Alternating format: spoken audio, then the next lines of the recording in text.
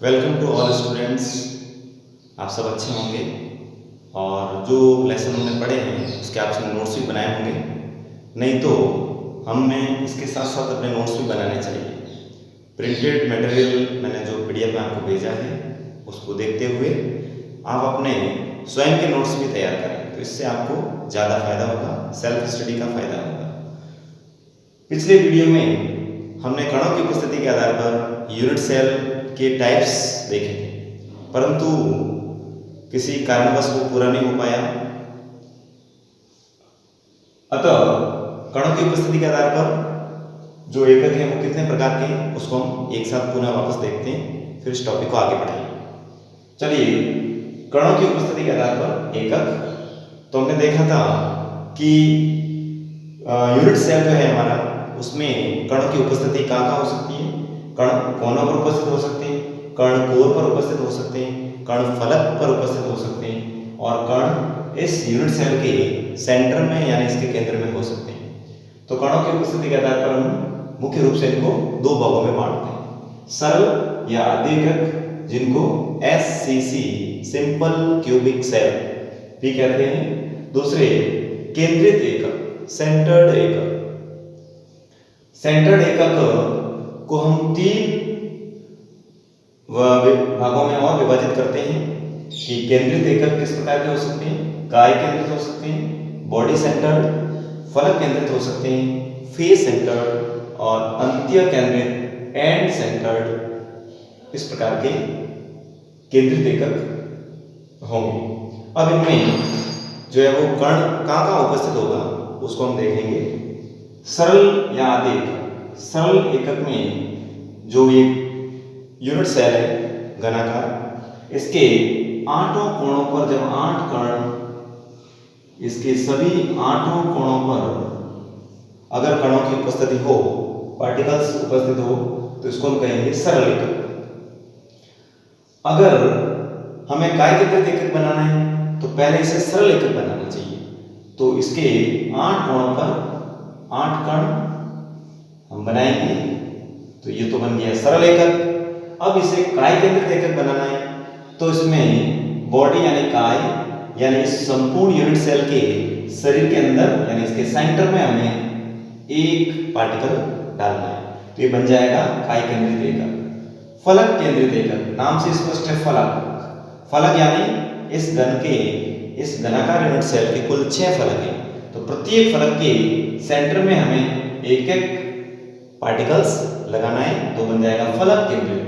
तो पहले इसको सरल एकक बनाना है, तो इसके 8 कोणों पर 8 कण, उसके बाद इसमें प्रत्येक फलक के केंद्र में आपको एक पार्टिकल्स डालना है। तो ऊपर वाले फलक में देखेंगे तो यहाँ पे आ जाएगा, इधर वाले फलक में देखेंगे तो यहाँ आ जाएगा, नीचे वाले इस फलक में देखेंगे तो यहाँ आ जाएगा, और इस लेफ्ट वाले फलक में देखेंगे तो यहाँ आ जाएगा। तो ये हो गए 4 फलक। दूसरा पांचवा फलक आपका ये होगा, जिसमें यहाँ अपन कण डाल सकते हैं, और छठा फलक आपका ये वाला होगा, जिसमें हम यहाँ पार्टिकल डाल सकते हैं। ये बन जाएगा आपका फलक केंद्रित एकक। अंत्य केंद्रित एकक में सबसे पहले इसको सरल केंद्रित एकक बनाना है, तो इसमें 8 कोणों पर आपको 8 कण लगाने हैं। इस तरह से 8 कण आपने लगा दिए। अब इसको एंड सेंटर्ड बनाना है, तो इसमें फलक केंद्रित की तरह ही होगा, परंतु दो कोई विपरीत फलक के केंद्र में आपको एक कण, एक पार्टिकल रखना है। तो कोई भी एक फलक आप पहले सेलेक्ट कर लीजिए। मान लीजिए इस फलक के केंद्र में मैं यहाँ पर एक पार्टिकल लगाता हूँ, तो इसका अपोजिट फलक, इसका विपरीत फलक हो जाएगा ऊपर वाला, और यहाँ पर अपने एक पार्टिकल लगाएंगे। ये आपके कुल मिला के 4 प्रकार के एकक हो गए कणों की उपस्थिति के आधार पर। अब इनमें हम कुल कणों की संख्या कैसे निकालेंगे।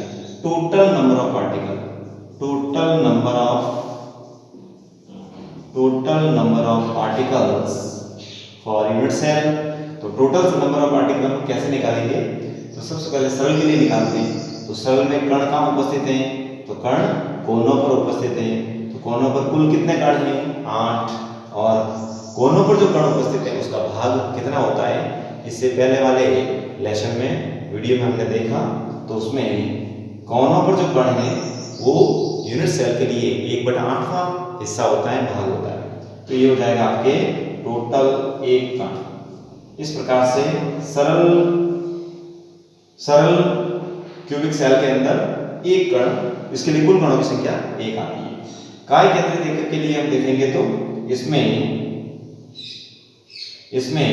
8 कोणों पर 8 कण हैं, तो कोणों पर हो जाएगा इसके लिए 8 × 1/8 बराबर 1 कण। और दूसरा इसमें इसके सेंटर में एक कण है, तो एक कण इसका सेंटर में, वो 1वां हिस्सा होगा, हो जाएगा बराबर 1 कण। तो इसके लिए कुल कण आ जाएंगे 2 कण। कुल कणों की संख्या हो जाएगी इसके लिए 2 कण। तो इस प्रकार से काय केंद्रित एकक के लिए कुल कणों की संख्या आ जाएगी 2। फलक केंद्रित एकक के लिए निकालेंगे तो इसमें भी 8 कोणों पर 8 कण, तो 8 × 1/8 बराबर 1 कण। और दूसरा इसमें प्रत्येक फलक के केंद्र पर एक कण है, और फलक कुल है 6, तो 6 कण इंटू फलक पर जो कण होता है उसका इस यूनिट सेल के लिए हिस्सा जो होता है वो 1/2 होता है, इसलिए हो जाएगा 3 कण। और टोटल पार्टिकल्स हो जाएंगे आपके पास 4 पार्टिकल्स। इसके लिए कुल कणों की संख्या। अंत्य केंद्रित एकक के लिए निकालेंगे कुल कणों की संख्या, तो ये हो जाएगा 8 कोणों पर 8 कण, तो ये हो जाएगा टोटल 1 कण। कोणों पर कुल कणों का भाग हो जाएगा 1। और दूसरा इसमें 2 फलक है, 2 फलक के केंद्र पर है, तो कुल फलक हो गए 2, तो कण भी 2। और फलक पर जो कण है, फलक के केंद्र में जो कण है उसका जो हिस्सा होता है वो 1/2 होता है, इसलिए हो जाएगा आपका 1 कण। इसलिए टोटल कणों की संख्या आ जाएगी 2 कण। ये है आपके कणों की संख्या के आधार पर, कणों की उपस्थिति के आधार पर एककों के प्रकार। इसको नोट कीजिए फिर आगे।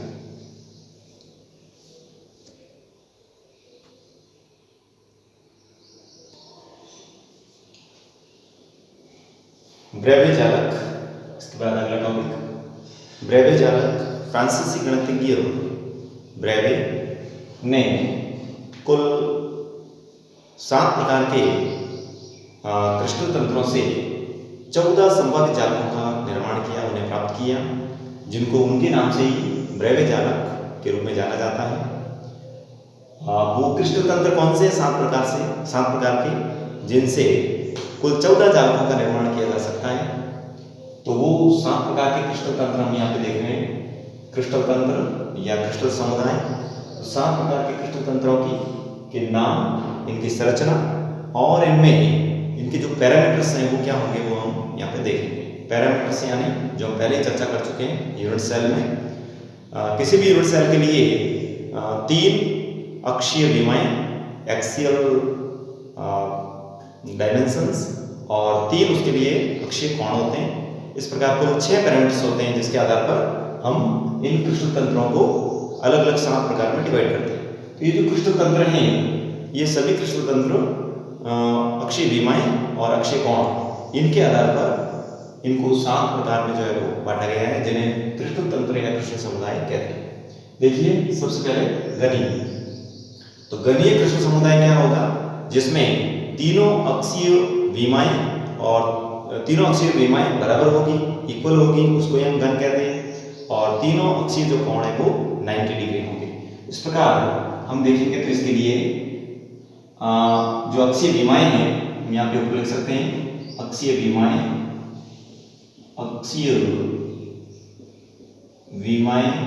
को हम लिखते हैं A, B एंड C। और अक्षीय कोण, अक्षीय एंगल, अक्षीय कोण को हम लिखेंगे अल्फा, बीटा एंड गामा। तो इस प्रकार से इनमें संबंध यहाँ पे हम देखेंगे।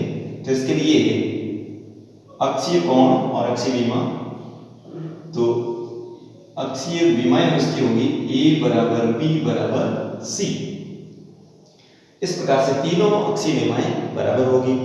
और एक्सियल जो कोण एंगल है वो भी अल्फा और बीटा बराबर होंगे, उसके बराबर गामा होगा, यानी तीनों एंगल बराबर होंगे। और ये तीनों ही एंगल 90 डिग्री होंगे। अतः हम कह सकते हैं इसके लिए अक्षीय विमाएं और अक्षीय कोण सेम होते हैं। तो इसका जो डायग्राम है कैसे बन जाएगा, इसके लिए डायग्राम आपको बनाना है इस तरह से। आप ऐसे बनाएं, एक पॉइंट ले लें और इस पॉइंट पर 3 विमाएं आपको बनानी है या घन बनाना है। यहाँ पे सिंपल ही, कोई दिक्कत नहीं है। यहाँ पे हम एक घन बना लेंगे।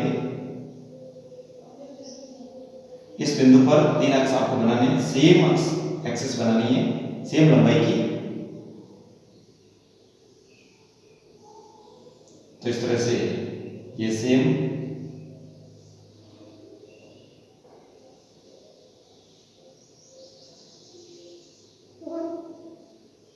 ये हो जाएगा आपका क्यूबिक क्रिस्टल समुदाय।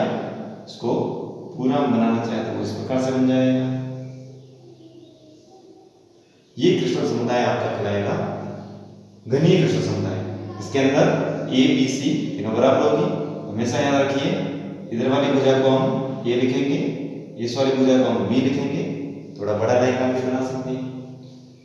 और नीचे वाली जो भुजा है उसको हम लिखेंगे सी। इस प्रकार इसके अंदर बड़ा जो डायग्राम बना के देखेंगे तो ये हो जाएगी आपकी ए, ये हो जाएगी आपकी बी, और ये हो जाएगी आपकी सी। तीनों बराबर होगी। ए के सामने वाला जो एंगल है वो अल्फा होगा, बी के सामने वाला जो एंगल है वो बीटा हो जाएगा, सी के सामने वाला जो एंगल है वो गामा हो जाएगा। तो ये चीजें यहाँ पे को ध्यान रखनी है। तीनों ए बी सी का मान बराबर है और तीनों ही जो एंगल है वो 90 डिग्री होगा, तभी घनीय क्रिस्टल समुदाय बनेगा। इस प्रकार घनीय क्रिस्टल समुदाय से एससीसी, बीसीसी और एफसीसी इस प्रकार के जो है वो यूनिट सेल जो बनते हैं, क्रिस्टल जालक बनते हैं। इस प्रकार 3 जो है वो जालक घनीय जालक से जो है वो प्राप्त होंगे। और इस प्रकार के क्रिस्टल समुदाय ज्यादातर हम देखते हैं नमक यानी NaCl के क्रिस्टल में। इस प्रकार के क्रिस्टल समुदाय यानी क्यूबिक सेल पाए जाते हैं। दूसरा द्विसमलंबाक्ष, नाम से स्पष्ट है द्विसमलंबाक्ष। द्वि यानी दो समान लंबाई अक्ष, यानी इसकी 2 विमाएं जो है वो समान होगी, तीसरी समान नहीं होगी। तो हम इसमें कह सकते हैं A बराबर B नॉट बराबर C। तो ये इसमें एक भुजा जो है वो उसकी लंबाई A और B के बराबर नहीं होगी, वो अलग होगी। इसी तरह से अल्फा, बीटा और गामा ये तीनों ही कोण सेम होंगे और इन तीनों ही कोणों का मान जो है वो 90 डिग्री होगा। तो इसका जो डायग्राम है वो कैसे बन जाएगा, तो इसका डायग्राम ये भुजा हो गई हमारी, यहाँ बिंदु ले लेते हैं, ये इसकी बी भुजा हो गई, ये बी भुजा हो गई। ए और बी दोनों इक्वल कर रही हैं, लेकिन सी को थोड़ा लंबा करना है, तो ये ध्यान रखना आपको। सी लंबी हो गई, ए और बी इक्वल हो गई दोनों।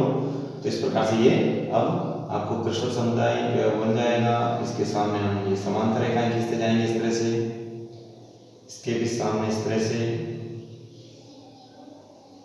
ये बन जाएगा आपका द्विसमलंबाक्ष यानी टेट्रागोनल जो है वो क्रिस्टल समुदाय। इस तरह से इसका डायग्राम हो गया।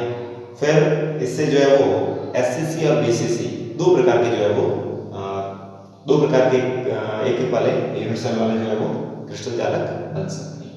उसके बाद में विषम लंबाक्ष, नाम से स्पष्ट है विषम लंबाक्ष, अर्थात तीनों ही अक्षीय विमाएं जिसकी भिन्न भिन्न हो। विषम लंबाक्ष यानी अक्ष तीनों की लंबाई के जो अक्ष हैं वो विमाएं जो भिन्न भिन्न होगी। तो हम लिख सकते हैं इसमें A नॉट बराबर B not equals to C, A not equal to B not equal to C, तीनों का मान भिन्न भिन्न होगा। और इसके लिए जो है वो तीनों का मान भिन्न भिन्न लेकिन एंगल तीनों के सेम होंगे। तो इस प्रकार से हम कह सकते हैं अल्फा बराबर बीटा बराबर गामा बराबर 90 डिग्री। तो ये तीनों ही 90 डिग्री पे होंगे, लेकिन विमा इसकी डिफरेंट होगी, भिन्न भिन्न होगी। तो हम देख सकते हैं यहाँ पे डायग्राम में बिंदु लगाएंगे, ये हो जाएगी इसकी मान लीजिए A, ये हो जाएगी इसकी A भुजा, A विमा, और ये हम ले लेते हैं इसकी B विमा जो थोड़ी लंबी दिख रही है हमें, और ये ले लेते हैं C विमा। इस प्रकार से हम देखते हैं तीनों की जो है वो मान जो है वो भिन्न भिन्न होंगे। ए बी सी तीनों बराबर नहीं होगी।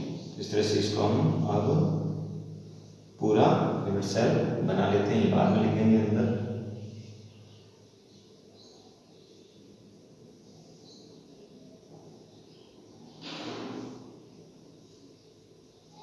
ऐसे सबको मिलाकर जो है हमें डायग्राम पूरा करना है।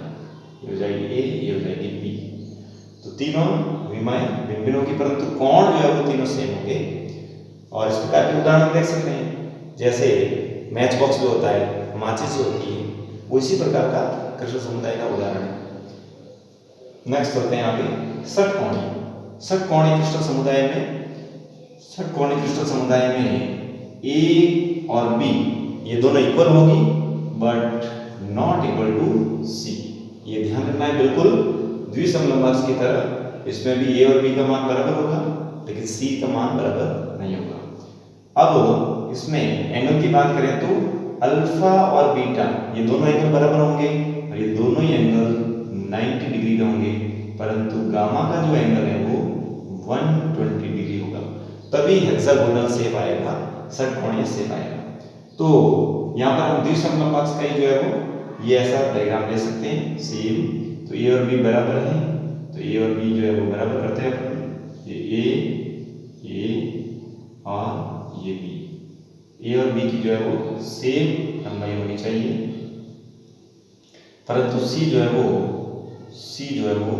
ज़्यादा लंबा होगा। तो सी को थोड़ा हम लंबा खींच लेते हैं इस तरह से। तो ये हो जाएगा ए बी और सी, उसको हम मिलाते हैं, इस तरह से इसका शेप आ जाएगा।